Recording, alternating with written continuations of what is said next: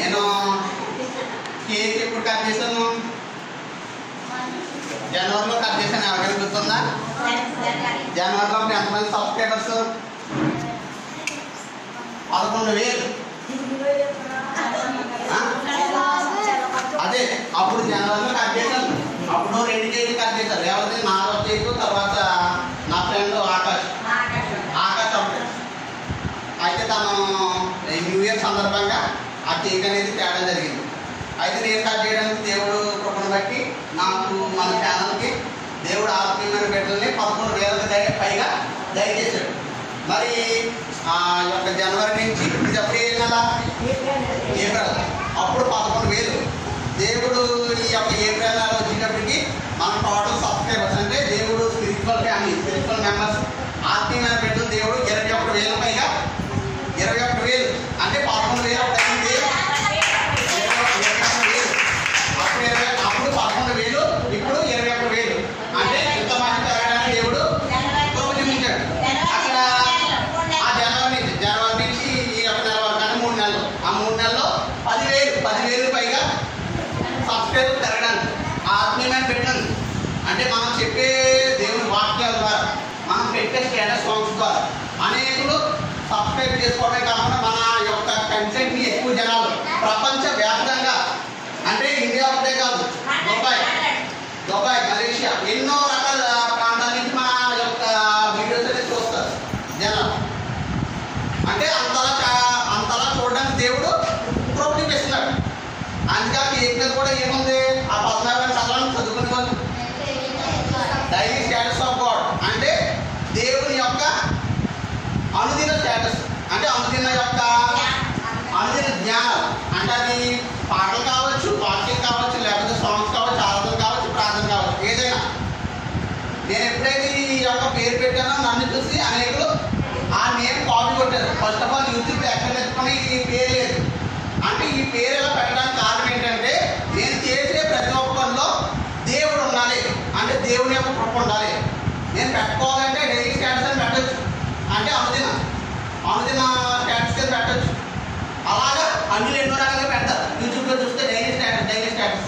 కాకపోతే daily status of God అనేది దేవుని యొక్క ఆత్మీయమైన మర్మాలు తెలియజేయడానికి దేవుడు కృప చూపిస్తాడు. నేను ఎప్పుడైతే పెట్టానో నన్ను చూసి అనేకులు పెట్టారు.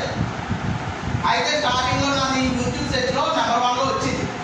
అయితే ఎప్పుడైతే కాపీ కొట్టేశారో ఆ జనాలందరూ యూట్యూబ్ కూడా కొత్తని ప్రమోట్ చేయడం మొదలుపెట్టాడు. దాని ద్వారా నాకు ఎందుకు ఎక్కిపోయింది.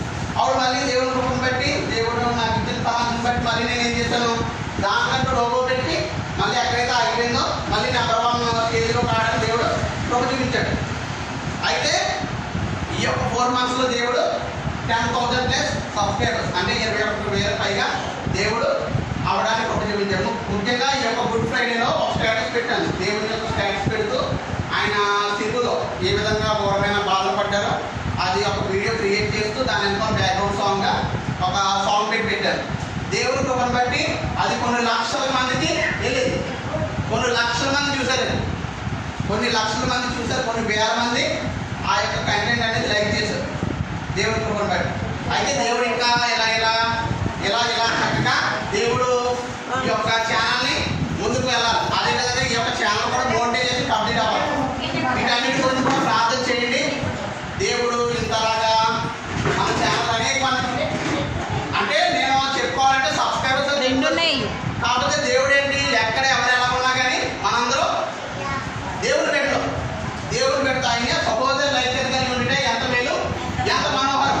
వీళ్ళందరూ బ్రదర్స్ అండ్ సిస్టర్స్ లాగా ఎంతోమంది ఎన్నో రకాలుగా ఈ యొక్క నా సబ్స్క్రైబర్స్లో పిల్లలు ఉన్నారు, పెద్దలు ఉన్నారు, యూత్ ఉన్నారు, అమ్మమ్మలు ఉన్నారు, ముసలమ్మ ఉన్నారు, దాదీలు ఉన్నారు, ఒకరని లేదు.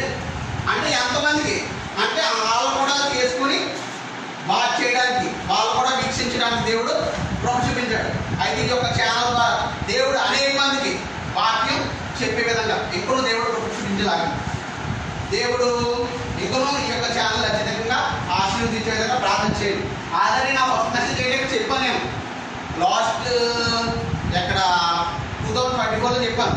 జనవరి 1 నా ఫస్ట్ మెసేజ్ నా ఛానల్ ఏం పెట్టాను, ఆదాం హవ్వలను విమర్శించవచ్చు. నా యొక్క ఛానల్లో మొట్టమొదటి మెసేజ్ పెట్టింది దగ్గర 24 minutes.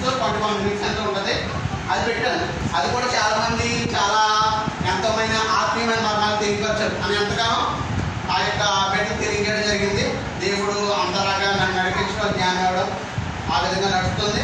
కాబట్టి ఇంకనూ ప్రార్థన చేయండి. ఇంకనూ అనేక మందికి, కొన్ని వేల మందికి ఏంటంటే దేవుడు ఇదంతా ఏమంటారు, ఇక్కడ ఉన్న పరిచర్య అంతా ఏమంటారు ఆఫ్లైన్ అంటే ఇక్కడ వరకే, అంటే సంఘంలో, ఈ సంఘమే కాకుండా ఈ యొక్క ప్రాంతమే కాకుండా నలు ప్రాంతంలో మరిన్ని దేశాల్లో చెప్పడానికి ఆన్లైన్ ద్వారా దేవుడు కృప చూపిస్తున్నాడు. అంటే వాక్యం ఇక్కడే చెప్పడం కాదు, మీ అందరికీ చెప్పడానికి దేవుడు కృప చూపిస్తున్నాడు. అంతేవిధంగా నలుమూలలో ఎవరైతే ఉన్నారో, ఎవరైతే రక్షణ పడలేదో వాళ్ళు కూడా రక్షింపబడడానికి కృప చూపిస్తున్నాడు దేవుడు. అందుకని అందరూ బిడ్డగా కప్పలు కూడా దేవాలయం బయటపడతారు. అంటే ఈ యొక్క వాక్యం ఎక్కడతోనే ఆగిపోకుండా, ఎక్కడతోనే ఆఫ్లైన్ దగ్గరే స్టాప్ అవ్వకుండా ఆన్లైన్ ద్వారా అనేక మందికి రీచ్ అవ్వడానికి దేవుడు కృప చూపిస్తున్నాడు. ఇప్పుడు అనేక మందికి రీచ్ అయ్యే విధంగా ప్రార్థన చేయండి. ఇంకో అనేక మందికి వాక్యం చెప్పే విధంగా ఆత్మీయమైన మర్మాలు దేవుడు నాకు బయలుపరిచి అనేక మందికి తెలియజేయాలన్నా ప్రార్థన చేయండి. అలాగే మోటివేషన్ విషయంలో ప్రార్థన చేయండి. అనేక మంది సబ్స్క్రైబ్ సింగం వచ్చేలాగా ప్రార్థన చేయండి. దేవుడు చిన్న మాటలు దీవించి ఆశీర్వదించుగాక.